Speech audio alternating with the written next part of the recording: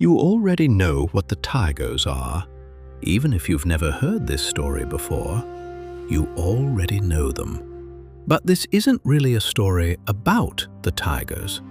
It's about a single wild strawberry. Imagine a forest so ancient that no one remembers when it began. The trees rise like silent pillars into the sky, their branches weaving together until the sunlight can only slip through in scattered fragments. The world beneath them is hushed. Even the air seems to move with care. Through that stillness, a man walks alone. There is no path beneath his feet, no destination waiting for him. Only the quiet rhythm of one step, and then another. For a while, the forest asks nothing of him. Then, he hears it. Not the wind, not the rustling of leaves. Something heavier, something alive. Behind him, much closer than it should be. He turns. A tiger. For the briefest instant, the entire world holds its breath. Then instinct takes over. He runs. Branches tear at his clothes. Roots rise from the earth beneath every desperate step. His breath burns. His heart pounds so fiercely it drowns out every other sound. The forest dissolves into flashes of shadow and light. There is no plan, no thought, only the ancient command that has lived inside every living creature since the beginning of time. Run. Faster. Then, the earth disappears. He stops at the very edge of a cliff. Loose stones tumble into the emptiness below. He forces himself to look down. Far beneath him, another tiger waits, still, silent, watching. One behind him, one below. He understands the shape of his prison. Then, almost hidden against the rock, he sees it. A vine, old, thin, weathered by countless seasons. It is no promise of safety, only the last possibility. Without allowing himself another thought, he reaches for it. His hands close around the rough fibers. Carefully, he lowers himself over the edge. Now he hangs suspended between earth and sky. Above him, the first tiger walks slowly along the cliff's edge. It does not roar. It does not leap. It simply waits. Below, the second tiger waits with equal patience. Neither one needs to hurry. Time is already doing its work. Then something moves above his hands. Two tiny mice, one white, one black. They begin to gnaw at the vine, patiently, quietly, almost gently. One tiny bite, then another.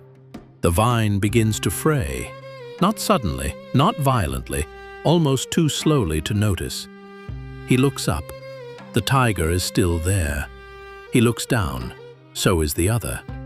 Then, his eyes drift toward the cliff beside him. From a narrow crack in the stone, a single wild strawberry has found a way to grow. It is astonishingly small. Its skin glows a deep, brilliant red against the cold, gray rock. It should not be there, and yet, there it is. Perfect. For one impossible moment, the tigers fade. The cliff disappears. Even the mice become strangely distant. There is only the strawberry. He reaches toward it with extraordinary care. His fingers close gently around its stem. He plucks it. He places it on his tongue. And in that impossible place, between the tiger above, the tiger below, and the quiet, patient chewing of the mice, he tastes it. It is astonishingly sweet. The tigers did not leave. The mice did not stop. The vine continued to fray, one quiet strand at a time. Nothing outside him had changed. The cliff was no less steep. The distance to the ground was no less certain. The danger had not become smaller. It had simply become quieter. The tiger above still watched with unblinking patience. The tiger below still waited without moving. The mice continued their small, relentless work, as though they had all the time in the world. The man saw all of it. He turned away from none of it. He did not pretend the tigers were gone. He did not imagine the vine had become stronger. He knew exactly where he was. And yet, something within him had become still. Only moments before, every heartbeat had carried him toward a future he feared. Every thought had searched desperately for another escape. Now there was nowhere else for his attention to go. It came to rest exactly where he was. Between the sky above and the earth below, between the past he could not return to and the future he could not reach, there remained only this single moment.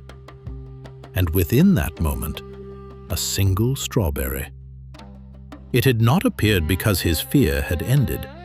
It had been there all along, waiting without impatience, as though it had never needed to announce itself.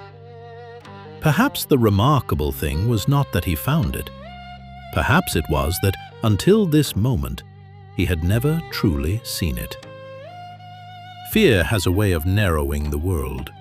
It gathers every thought into a single point until nothing else seems to exist. Beauty asks almost the opposite of us. It asks for nothing. It simply waits to be noticed. The strawberry did not rescue him. It offered no escape. It promised no tomorrow. It simply offered itself completely to the only moment that was real. He accepted it, not because he believed the danger had passed, not because he expected a miracle, but because even here, life had not withdrawn its sweetness.